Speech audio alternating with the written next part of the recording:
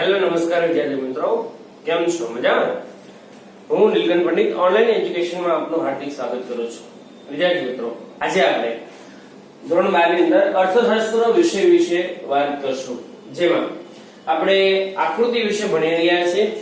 અગાઉ આપણે સાદી સ્તંભાકૃતિ વિશે વાત કરી, ત્યાર પછી પેલા સમય આધારિત રેખાકૃતિ જોઈ, પાસપાસની સ્તંભાકૃતિ જોઈ અને સ્તંભાકૃતિનો છેલ્લો અને મહત્વનો મુદ્દો આજે આપણે જોવાના છે, એટલે કે વિભાજિત સ્તંભ આકૃતિ. વિદ્યાર્થી મિત્રો, જ્યારે તમને બે માહિતી આપી હોય ત્યારે સામાન્ય રીતે આપણે પાસપાસની પણ સ્તંભાકૃતિ દોરી શકીએ, એવી જ રીતે વિભાજિત સ્તંભાકૃતિ પણ આપણે દોરી શકીએ. તો આજે આપણે વિભાજિત સ્તંભાકૃતિ છે એ કઈ રીતે દોરાય એના વિશે વાત કરશું. તો આજે વિભાજિત સ્તંભાકૃતિ વિશે જોઈએ તો સૌપ્રથમ વિભાજિત સ્તંભાકૃતિ એટલે શું? તો સ્તંભાકૃતિના દરેક સ્તંભને એકથી વધુ પેટા વિભાગમાં વહેંચવામાં આવે. કેટલા? એકથી વધુ.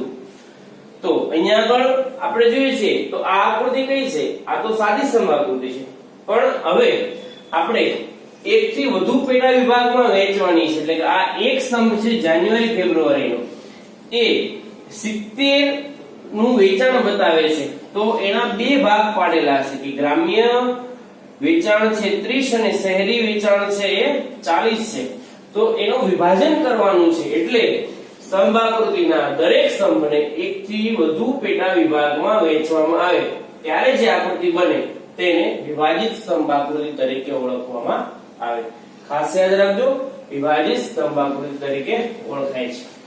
સ્તંભાકૃતિના પેટા વિભાગને અલગ અલગ રંગ કે શેડથી આકર્ષિત કરવામાં આવે છે. આજે કે આપણે વિભાગીકરણ કરશું એમાં દરેક વિભાગને અલગ રંગ કે અલગ શેડ છે એ આપવામાં આવે છે, અને દરેક વિભાગ જે આંક દર્શાવે તે લખવામાં આવે છે. એટલે હવે અહીંયા આપણે જોયું કે 30 અને 40, તો આપણે અહીંયા બતાવશું તો એનો જે આંક છે એ પણ ત્યાં સાથે દર્શાવવાનો રહેશે. તો ખૂબ મહત્વનો મુદ્દો છે વિદ્યાર્થી મિત્રો. જેમ સાદી સ્તંભાકૃતિ પૂછાય છે એમ વિભાજિત સ્તંભાકૃતિ પણ પૂછવાની શક્યતા છે. અહીંયા આગળથી આપણે અહીંયા આગળ આકૃતિ કઈ રીતે દોરાય છે એની વાત છે શીખવાની છે. માહિતી ગમે તે હોય, અહીંયા આગળ તમને ચોકલેટના બોક્સના વેચાણની વાત કરી છે. અહીંયા જે વેચાણ કર્યું છે આ વેચાણ ચોકલેટના બોક્સનું, ચોકલેટ બોક્સનું વેચાણ. તો જોઈએ આપણે કઈ રીતનું વેચાણ છે. માહિતી તમને ટેક્સ્ટ બુકમાં આડી આપી છે, આપણે અહીંયા ઊભી દર્શાવી છે. તો જોઈએ, જાન્યુઆરી ફેબ્રુઆરીમાં ગ્રામ્ય વેચાણ છે 30, શહેરી વેચાણ છે 40, કુલ વેચાણ છે 70. એ રીતે માર્ચ એપ્રિલમાં કુલ વેચાણ 115, એમાંથી 80 શહેરી અને 35 ગ્રામ્ય. મે જૂનમાં કુલ વેચાણ 110, જેમાં ગ્રામ્ય 40 અને શહેરી 70. જુલાઈ ઓગસ્ટમાં કુલ વેચાણ 50, જેમાં 20 ગ્રામ્ય અને 30 શહેરી. સપ્ટેમ્બર ઓક્ટોબરમાં 85 બોક્સનું વેચાણ થાય છે, જેમાં ગ્રામ્ય વેચાણ 35 અને શહેરી વેચાણ 50. નવેમ્બર ડિસેમ્બરમાં કુલ 120 નું વેચાણ થાય છે, જેમાં 40 ગ્રામ્ય અને 80 શહેરી. તો હવે આ જે માહિતી છે એને આપણે ખાસ વિભાજિત સ્તંભાકૃતિમાં દર્શાવવાની છે. તો જોઈએ, સૌપ્રથમ તમારે x ધરીને y ધરી દર્શાવવાની છે. અહીંયા આગળ છે એનું સ્કેલ માપ લખવાનું છે. તો અહીંયા આગળ આપણે જોઈએ સ્કેલ માપ છે એ કેટલું છે, અહીંયા આગળ લખી નાખીએ આપણે સ્કેલ માપ. સ્કેલ માપમાં x અક્ષ ઉપર પહેલા આપણે સ્કેલ માપ લખીએ. 1 સેમી બરાબર 2 માસ, કારણ કે 2 માસનો સમયગાળો આપ્યો છે, જાન્યુઆરી ફેબ્રુઆરી માર્ચ એપ્રિલ એ રીતે. પછી y અક્ષ ની વાત કરીએ તો એમાં 1 સેમી બરાબર કેટલું માપ લીધું છે? 20 લીધું છે. શા માટે 20 લીધું છે? તો તમારે ખાસ જોવાનું, અહીંયા આગળ ઓછામાં ઓછી સંખ્યા 20 છે અને વધુમાં વધુ સંખ્યા છે 120. તો 20 નું માપ લેવું વધારે સરળ પડે, એટલા માટે અહીંયા આપણે 20 એકમ લીધું. બરાબર છે? તો સ્કેલ માપ જોયું. હવે આપણે કુલ વેચાણ જે છે એના આધારે વિભાગીકરણ કરીએ. તો જાન્યુઆરી ફેબ્રુઆરીમાં કુલ વેચાણ કેટલું છે? 70. તો હવે જાન્યુઆરી ફેબ્રુઆરીનો સ્તંભ કેટલો અહીંયા આપણે દોર્યો? 70 નો. બરાબર છે? હવે એમાં જો ગ્રામ્ય કેટલું છે 30 અને શહેરી 40, તો હવે તમારે એક જોવાનું છે કે 30 અને 40 અલગ પાડવાના છે. તો અહીંથી તમે જોશો તો અહીંથી 40 પણ લઈ શકો અને 30 પણ લઈ શકો. અહીંયા દાખલા તરીકે આપણે અહીંયા આગળ 30 લીધું, તો અહીંયા આગળ થયું 30, તો અહીંયા બાકીનું કેટલું લીધું હવે 40, કારણ કે 30 અને 40 નો સરવાળો 70 થાય. અહીંયા આગળ પણ જો ગ્રામ્ય વેચાણ છે 30, શહેરી વેચાણ છે 40 અને કુલ વેચાણ આ બંનેનો સરવાળો એટલે 70. પછી માર્ચ એપ્રિલમાં જો ગ્રામ્ય વેચાણ 35, શહેરી વેચાણ 80 ને કુલ વેચાણ 115, એટલે 80 ને 35 115. તો અહીંયા આગળ માર્ચ એપ્રિલનો જે સ્તંભ છે એ કેટલાનો હશે 115 નો. એમાં ગ્રામ્ય કેટલું છે 35, તો અહીંયાથી તમારે જોવાનું 35 ક્યાં આવશે, અહીંયા 30 છે તો અહીંથી થોડું ઉપર આવશે, તો આ થયું 35 અને આ જે થયું બાકીનું એ શહેરી વેચાણ થયું 80. બરાબર છે? ખ્યાલ આવે છે કે નહીં? શું કરવાનું છે, પહેલા તમારે જેટલા કુલ વેચાણ છે એનો સ્તંભ દોરવાનો છે, એમાંથી ગ્રામ્ય વેચાણ આપણે અહીંયા અલગ પાડ્યું એટલે આપોઆપ શહેરી વેચાણ અલગ થઈ ગયું. એવી રીતે અહીંયા આગળ પણ 115 નું વેચાણ છે કુલ, એમાં ગ્રામ્ય વેચાણ છે 35, એટલે અહીંયા આગળ 35 અલગ પાડ્યું અને બાકીનું 80 એની મેળે અલગ થઈ ગયું. પછી મે જૂનમાં કુલ વેચાણ છે 110, તો અહીંયા આગળ જો 110 મે અને જૂન, તો અહીંયા આગળ આપણે લખી નાખીએ ખાસ. અહીંયા આગળ થયું મે જૂન, પછી અહીંયા આગળ થશે જુલાઈ ઓગસ્ટ, પછી આ થશે સપ્ટેમ્બર ઓક્ટોબર અને છેલ્લે અહીંયા આગળ નવેમ્બર ડિસેમ્બર. તો મે જૂન નું કુલ વેચાણ કેટલું છે, મે જૂન નું કુલ વેચાણ 110, તો મે જૂન ની અંદર કુલ વેચાણ થયું 110. હવે એમાં ગ્રામ્ય વેચાણ કેટલું છે 40, તો અહીંયા આપણે ગ્રામ્ય વેચાણ છે અહીંયા 40 છે એટલે અહીંયા આપણે અલગ કરશું આ 40, આ 40 થયું, તો આ બાકીનું કેટલું હોય 70. બરાબર છે? પછી જુલાઈ ઓગસ્ટમાં જો કુલ વેચાણ કેટલું છે 50, તો જુલાઈ ઓગસ્ટમાં અહીંયા આગળ 50, આ કુલ વેચાણ 50 નો સ્તંભ પહેલા બનાવ્યો. પછી ગ્રામ્ય વેચાણ છે 20, તો અહીંયા આગળ 20 આ અલગ પાડ્યું આપણે ગ્રામ્ય વેચાણ અને આ બાકીનું 30 થશે એ શહેરી વેચાણ થશે. પછી સપ્ટેમ્બર ઓક્ટોબરમાં જો કુલ વેચાણ 85 છે, 85 અહીંયા આગળ એમાં ગ્રામ્ય વેચાણ કેટલું છે 35, ગ્રામ્ય વેચાણ થશે 35, એટલે અહીંયા આગળ આપણે લખશું 35 અને બાકીનું જે છે એ કેટલું રહ્યું 50. એવી રીતે નવેમ્બર ડિસેમ્બર ની અંદર જો કુલ વેચાણ છે 120, એમાં ગ્રામ્ય વેચાણ છે 40 અને શહેરી વેચાણ 80 છે. તો ગ્રામ્ય વેચાણ આપણે અહીંયા આગળ દર્શાવીએ 40 અને 80 છે શહેરી વેચાણ. હવે તમે જો વિદ્યાર્થી મિત્રો ખાસ અહીંયા આગળ કે તમે શું કર્યું, તમે જે કુલ વેચાણ છે એનો સ્તંભ બનાવ્યો, પછી એમાંથી ગ્રામ્ય વેચાણ અલગ પાડ્યું એટલે આપોઆપ શહેરી વેચાણ અલગ થઈ ગયું. તમે નીચે બધાય જ્યારે લ્યો છો ત્યારે નીચે બધાય ગ્રામ્ય આવે એ જ જોવાનું, 30 35 40, તો અહીંયા 30 35 40 બરાબર છે.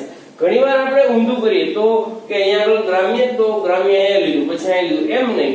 નીચે દરેકમાં ગ્રામ્ય દર્શાવ્યું છે તો નીચે ગ્રામ્ય જ રાખવાનું, એમાં ક્યાંય તમારે લિંક તોડવાની નથી. હવે શું કરવાનું છે, હવે તમારે આને અલગ પાડવાનું છે. અલગ કઈ રીતે પાડશો, તો અલગ પાડવા માટે તમે રંગ કે શેડ નો ઉપયોગ છે કરતા હો છો, પણ આપણે એક્ઝામ ની અંદર રંગ કે રંગનો ઉપયોગ તો નથી કરતા, પણ ખાસ પેન્સિલ થી તમે અલગ ડિઝાઇન છે એને ખાસ આપી દો તો એ અલગ છે એ પડી જશે. તો જોઈએ આપણે અહીંયા આગળ ગ્રામ્ય છે 30, તો એને આપણે આ રીતે અલગ પાડી દઈએ. હવે જ્યાં જ્યાં તમે ગ્રામ્ય દર્શાવ્યું છે ત્યાં બધે આ જ ડિઝાઇન રાખવાની છે, અલગ અલગ નથી રાખવી. આપણે શું કરીએ છીએ, અહીંયા પછી અલગ કરીએ, અહીંયા પછી આ રીતે કરીએ, અહીંયા પછી આ રીતે કરીએ, તો આ યોગ્ય નથી. આ રીતે તમારે કરવાનું નથી. એક જે ડિઝાઇન તમે રાખો છો એ જ ડિઝાઇન, એ જ શેડ, એ જ રંગ તમારે છેક સુધી એમનેમ જાળવી રાખવાનો છે.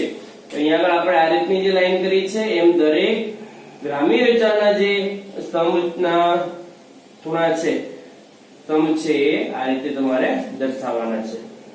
તો આપણે આ જે દર્શાવ્યું ગ્રામ્ય વેચાણ એને આ રીતની લાઈન થી આપણે શેડ આપ્યો. હવે આ ઉપરનો જે વિભાગ છે એ તમે જો 40 80 70 શહેરી વિભાગ, તો 40 80 70 30 50 અને 80, તો એને પણ અલગ તમે કલર થી કે અલગ રંગ થી કે શેડ થી અથવા ખાલી રાખો તોય કોઈ વાંધો નથી. તો આને આપણે દર્શાવશું.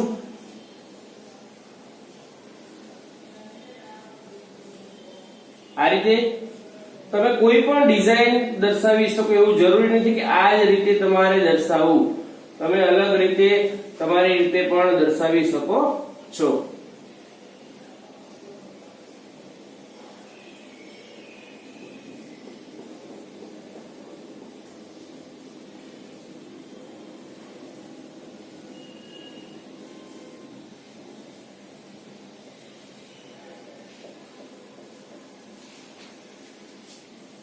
તો આપણે અહીંયા આગળ આ રીતે અલગ અલગ જે શહેરી વેચાણ છે એને દર્શાવીએ છીએ.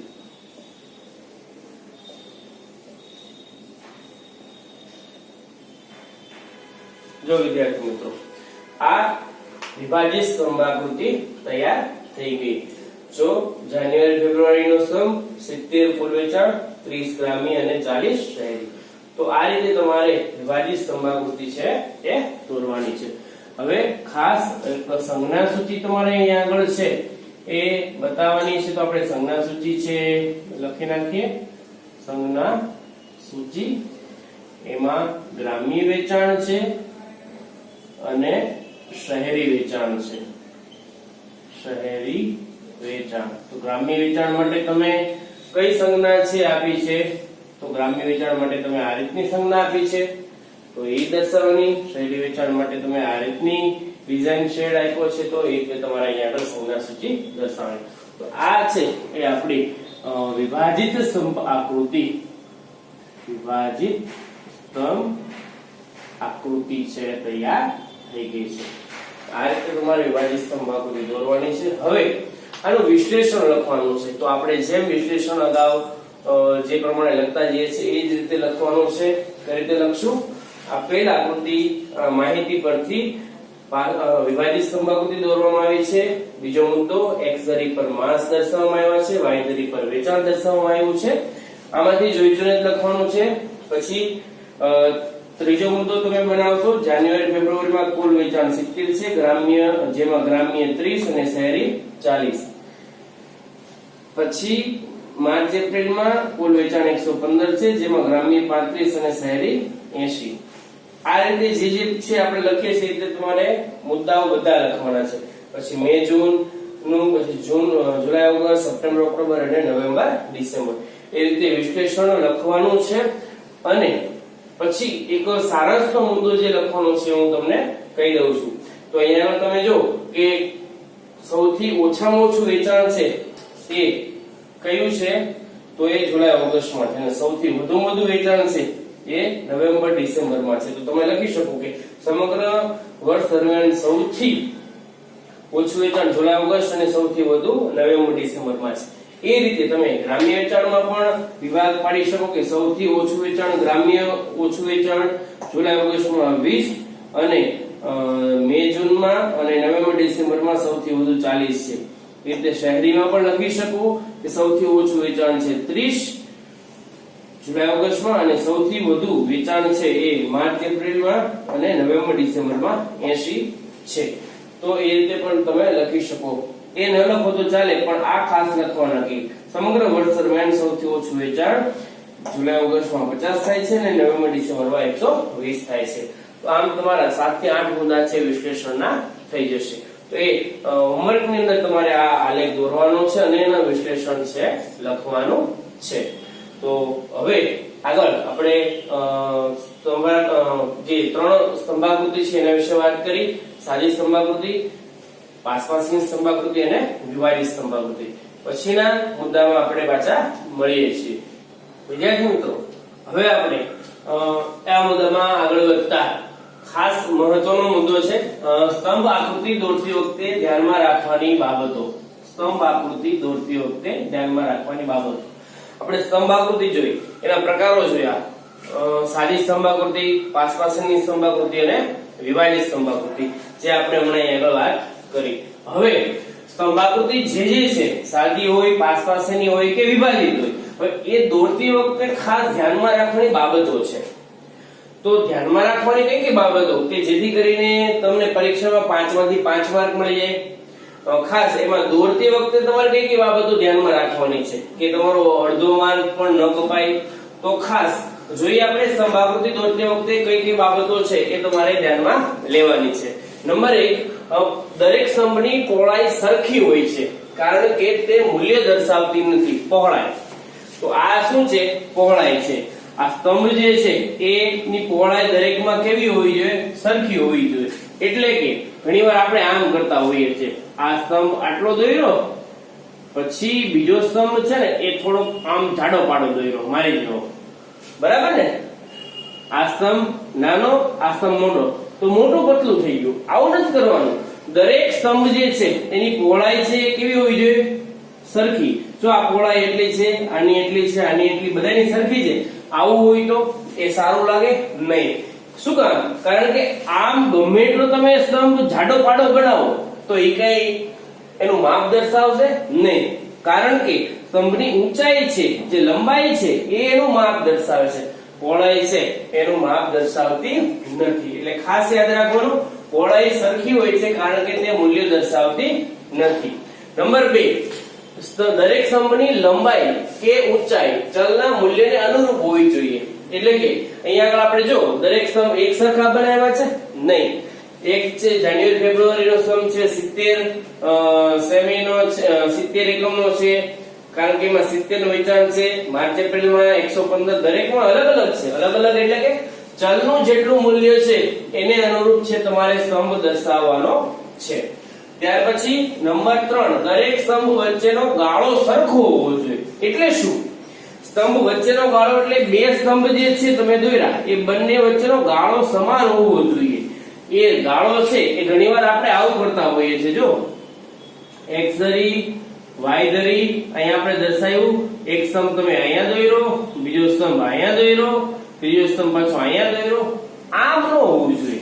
દરેક સ્તંભ વચ્ચે ગાળો કેવો હોવો જોઈએ? સમાન હોવો જોઈએ. અને એ પણ ઉગમ બિંદુ અને પ્રથમ સ્તંભ વચ્ચે પણ જળવાઈ ગયું. ઉગમ બિંદુ અહીંયા આગળ અને પ્રથમ સ્તંભ વચ્ચે આટલું અંતર છે તો આટલું જ અહીંયા હોવું જોઈએ, આટલું જ અહીંયા, આટલું જ અહીંયા, એટલું એમ દરેક સ્તંભ વચ્ચે નો જે ગાળો છે એ ખાસ તમારે જોવાનો છે. આવો થવો જોઈએ નહીં. એટલે સ્તંભ વચ્ચેનો ગાળો સમાન હોવો જોઈએ. ઘણા તો શું કરે છે ખબર છે? ઘણા આ રીતે કરે છે. અહીંયા આગળ સ્તંભ છે ને તો એ આને અડાડી દે, આને અડાડી દે, પછી પાછો એક અહીંયા દોરે. હવે આવી તો કોઈ આકૃતિ જ નથી અસ્તિત્વમાં. આમ એમ કહી શકાય કે આ નવા અર્થશાસ્ત્રીઓ ક્યાંથી ઉદ્ભવ થવા માંડ્યા? હા, અને તમારામાંથી ઘણા બધા વિદ્યાર્થીઓ છે આવું કરે છે.